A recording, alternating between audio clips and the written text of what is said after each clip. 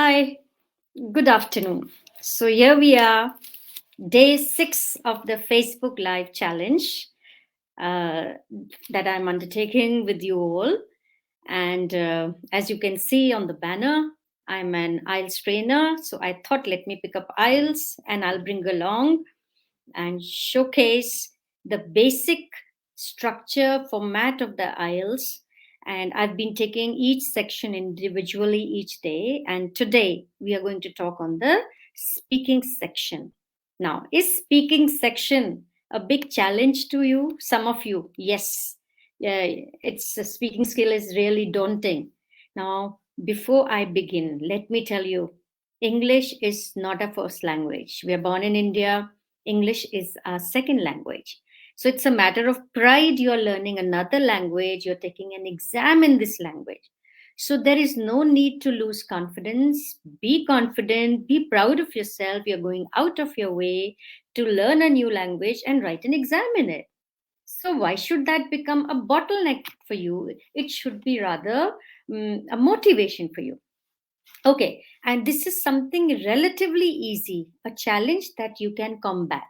Okay, so I'll just introduce myself. I am Vinita Vora. I'm a trained IELTS coach by the British Council. In fact, I have 30 years of experience of working in schools with children as a teacher, trainer, principal, vice principal, and now I'm on a mission to make this IELTS, which poses a lot of problem to thousands of people all around the world. uh, I want to make it simple and easier for them to get the scores that they need.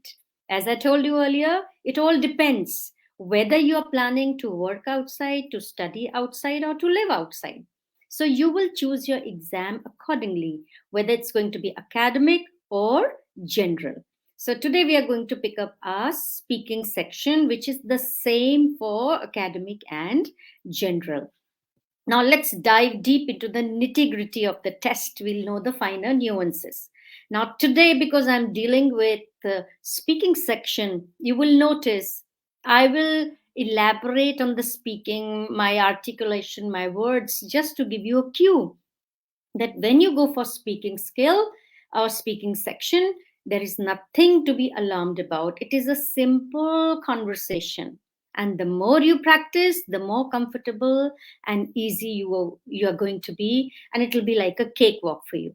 Okay, so here we go. So basically, IELTS speaking is a very face-to-face and informal discussion with an IELTS examiner. Now, even if you take computer test, pen and paper or computer test, doesn't matter, it's immaterial. Speaking will happen in person. There'll be an IELTS examiner, you'll go to the test center, and there you will have your turn, and of course, you'll have your speaking section.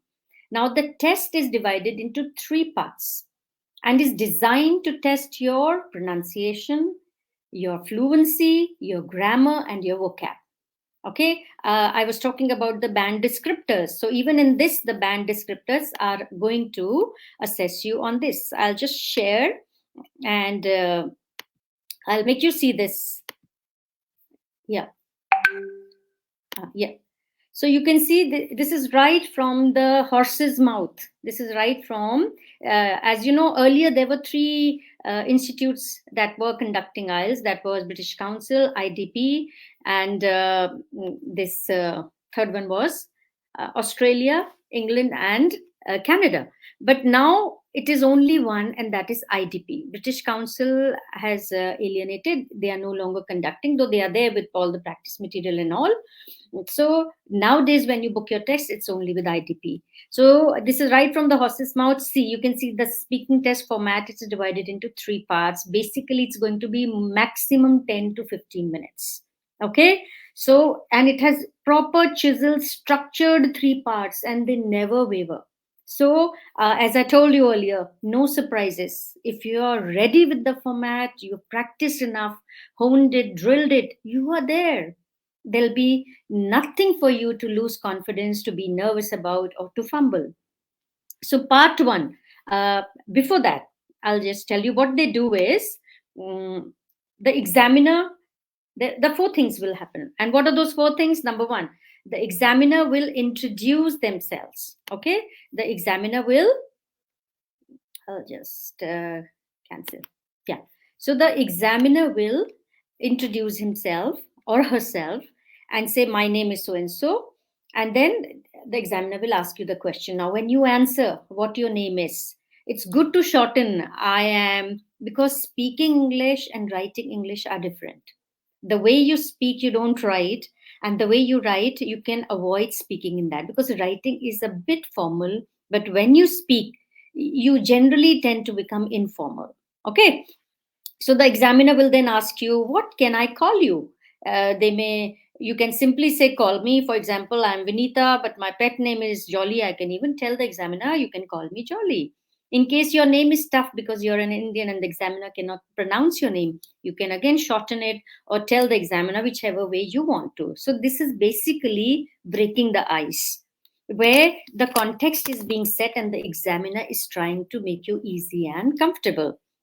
Then obviously the examiner will ask you where you are from. So fine, it is good, you don't have to elaborate here, but you can very naturally say, I am from Jaipur, the pink city of India. I am from Jaipur, the land of Maharajas. I am from Delhi, the capital of India. So this little one addition of a phrase will make you comfortable, will make the examiner comfortable, and there you are, you're not just giving monosyllables, one word or one word answer. So that increases your chances of a high score. Okay, and then finally the examiner will ask you for your identification. You will carry your slot the way you carry your invigilation, what do you call, examination ticket. You show it to them and then the test will begin. So now the format, I just showed you the screen form on the screen, the three parts to the test. Number one, so speaking past part one, it will last 4 to 5 minutes. Okay, and then you will be asked about familiar topics. This is again breaking the ice or thawing, setting the context. The examiner may talk about your job, if you're a working professional, maybe your studies, if you're a student, maybe your family, your home, your hometown, your hobbies, it could be anything. So while you're practicing, preparing for the exam, make sure you know to talk about your hobbies, you know to talk about your hometown, and not just the peripheral things. You can pick up some interesting details, learn them, and talk about them. So naturally, it will create interest of the examiner. Then IELTS task. What would be the strategy? Yeah. Second task would be again 10 to, it will be again small one. I just showed you the time. I just showed you the, yeah. The second one is a long term. It's a monologue.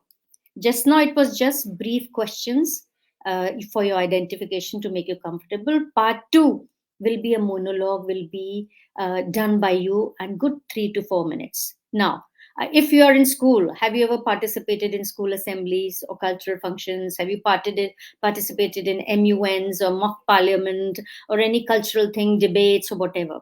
If you have done it, good for you. 3 4 minutes is nothing. Okay, because there is no preparation required per se. Your knowledge is required and you have to elaborate your views on that. Okay, so the examiner will give you a task card.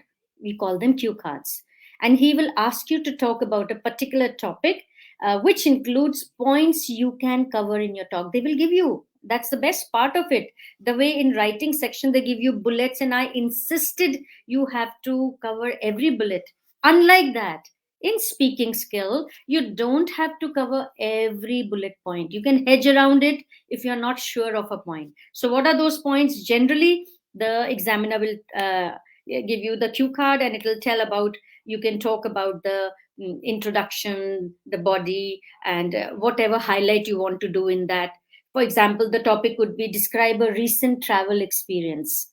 It could be describe a place you would like to visit. You can talk about, third, another one, you may talk about your favorite book or movie. I think this is something you should be always ready. Your favorite book, your favorite movie, or your favorite theater, or your favorite opera, or your favorite TV show, all these things, because they are such a mundane thing, you live with them. Maybe your favorite channel or something. You should be always ready when you're preparing for the exam for these. Okay, and the cue card will have these headings: introduction, past, description, opinion, future. So you need not go into the details. Only 1 minute you get to brainstorm. Okay. Now that 1 minute should not unnerve you. In fact, there's a strategy. The way I was talking about in writing skill, there is introduction, body parts, conclusion. Even in speaking, as you practice, you can make up your mind. I'll tell you when I come to it what is the skill and the strategy. You will never go wrong, and it will become a cakewalk for you. So, but you have to be mindful of certain things. Always use correct tenses. Tenses they are very particular about, and that is what they want to gauge in your speaking, in your articulation. So what you have to do, you have to be confident, and you can practice the structure at home. So what you have to be ready with, now I'll tell you about cue cards. What the IELTS does is every 4 months, around 50% of the topics are changed every April, September, and December. That is before the exam. So it means there are chances that a topic may be repeated. Imagine. So, what you need to do is go to the authentic sites and practice the resources given there. You never know. Okay. And forewarned is best warned, and one who's prepared well, the work is easy for that person. Okay. So, what should be your time management when you get the cue card section? 1 minute preparation time to brainstorm and organize. And strategy two is you have to speak at a very normal speech rate.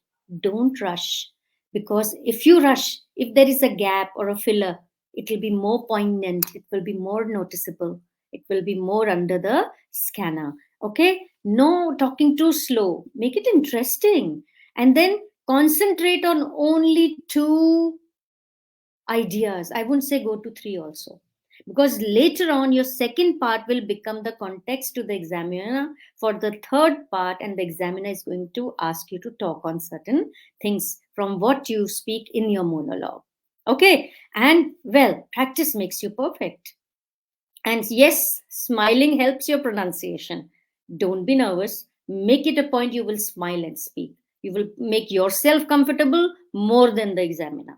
So practice smiling. It will help you.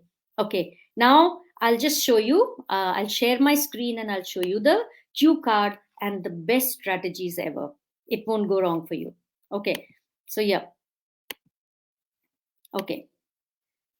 I'll yeah. Okay. So I'll show you. Suppose the cue card one. The cue card is talk about a time you received good news. Very simple line. It won't be a long drawn one. A very simple sentence. Talk about a time you received good news. And you have a cue card. They have given you a notepad and you have to think for 1 minute. So what you can think that you're able to speak. Answer 5 W's, 3 maximum, more than enough. What is the time you're going to talk about? We all have good times in our life. Maybe when you got your result and it was out of turn, maybe you got a job call, or maybe you came first in something, or maybe it was the marriage of your sister. It all depends on you. Prepare this some good news, and it's not something unnatural, unusual. Every day you get good news. So be prepared where you can elaborate and give more details. Okay, so what gave you the good news? 1W. Next, when the good news came to you, when you were a student, when you were a child, when you were at college, when you were working somewhere, or when you went out, or whatever. So once you know your what, once you know your when, you have something to speak. So make it a rule. 5 W's. What, when, and where did this happen? Were you in your hometown, or where you had gone visiting somebody? Were you traveling, or were you on a vacation? So this will give you added input and words to use in your speaking skill. So stick to what, when, where, and then who gave you the news? Who was with you when you had the news? So simple W's keep in your mind. And then why the good news came. Now, it may not be possible to use all the 5 every time for every cue card, but 100% 3 can be used. And then last one, how. What was the impact of the good news on you? You have to elaborate on that. You were thrilled, you were elated, and that's where you can use your vocab That's where you can use your phrases, and that's where you can show you can use correct tenses. Now, speak about a time you received. It is past tense. So when you're talking, you have to be mindful, you have to be careful, you're talking of the past. Okay, so what was the news about, when did it happen, how you got the news, and why the news was special to you, because it says you received good news. So why are you talking about it? Why is it so special for you? Maybe you got a call for your job. It was the first call. Maybe you got a scholarship. Maybe you were the best student of the year. You won the award. Maybe you won a trophy. So you have something special attached to it. Another example. Again, we will stick to our WWW. Describe an outdoor activity you took part in. Now, see, if you're not outdoorish, start moving out, because real life experiences will add punch and poignancy to your speech. So, what you can say, what activity, okay, and where did you do this activity? Outdoor activity. Did you go mountaineering? Did you go trekking? Did you go walking? Did you go jogging? Did you go cycling? Did you go for a marathon? Did you go on a vacation or whatever? So, what outdoor? Did you go canoeing? Did you go boating? So, talk of something, and then you can say outdoor activity. You took part in it. Why? Is it your hobby, or it was just by chance? So, you can always include things like that. When did you do it? Okay, and then you can explain whether you like this activity or not. Maybe you're talking because you liked it, or maybe you disliked it, or because something happened there. It could be good, it could be bad. How you relate to it. So isn't that easy? The five W's and the H. And there you are. Let's take one more example. The cue card number 3. Talk about a situation when you had to wait. How simple. So what you waited for? What did you wait for? Was it your confirmation in the university for your admission? Was it the wait for your job announcement? Was it the wait for your exam result? Was it the wait for anything in your life? So, what? And then why you had to wait? What was the cause? For example, when I took my exam, B.Ed entrance test, I was unable to get my result, and I waited and waited. There was no way the result, and I presumed I had failed. And then, to my sadness, I prayed and I lamented, I've become this bad, I can't clarify this kind of exam. And then suddenly somebody walked into my, make it a story, let it roll out, let it flow out. And then what you did while waiting. So when you were waiting, what happened? What did you do? I prayed, I went to the God, I said, why am I not clearing this simple exam? What's wrong with me? So you can play with your tenses, you can show that you can use various tenses, but sticking to the past. Okay, and then you can explain how you felt after the wait. So say, talk about how the wait was open, how the wait was over. Okay, so this is how. It's not difficult. Then one last example. Describe an unusual meal you had. Now this can be so simple. You can talk about this unusual meal, maybe when you went for camping. So in the camping, you took all the cans with you, and what happened? Maybe you left the knife home. There's a book by this the three men. They talk about all this. So if you are a reader, you can think of some story you have read, make it your own story, and talk about it. You'll get a lot of matter to speak about it. Okay, so where you had this meal, who was with you? I'm talking of the W's. Okay, where, who was with you, when you had it, and explain how you felt. So your www, okay, www.com. So www.h. Make it your mantra. You will never be lost. Okay, now the last part. The last part, again, how much will the time will be? 4 to 5 minutes. So it is 5-4-5 or 4-3-4. Depends how much you can talk. Okay, the more you talk, the more you hold the audience, the better for you, and the higher chances of getting a better score. Okay, so what kind of questions will be rounded up in the part 3? The 7 most common questions you can prepare on these lines. Not a difficult task. For example, your opinion. What do you think about this? So remember to say why you think that way and give examples. Don't be just one word or one small sentence. No, elaborate. say why that is your opinion. Why? What do you think about this? I think about this is fine. That give your reasons. Evaluate. What do you think about someone else's opinion? For example, they may say, when you're talking about meal, but people generally when they go out, they prefer still the local food. They don't dabble or they don't try the foreign cuisine. What is your opinion about it? They can ask you anything. So when they are talking about this, they are evaluating. You are evaluating somebody's opinion. So, all these questions the examiner is going to ask, he's going to test you on some point or the other. But they are very simple. They should flow in your conversation. They're all coming from your monologue, the second part of your speech. Then, next is future. What do you think will happen in the future? Cause and effect question. What caused this and what effects it had? Or it could be hypothetical. Talk about imaginary or unreal situations. So these are major 7 types of questions. Or compare and contrast. Examiner may ask you to compare and contrast something what you have spoken. Or the examiner may ask about the past. How were things different in the past and how they have changed today? Okay, we'll take an example here. For example, the topic was mobile phones. Your cue card came on the mobile phones. So now, how have mobile phones changed the type of relationships people make? Examiner may ask you. So what is the examiner trying to do? Taking your opinion. Okay, past and present. Next, some people think that children should not be allowed to use mobiles. Do you agree?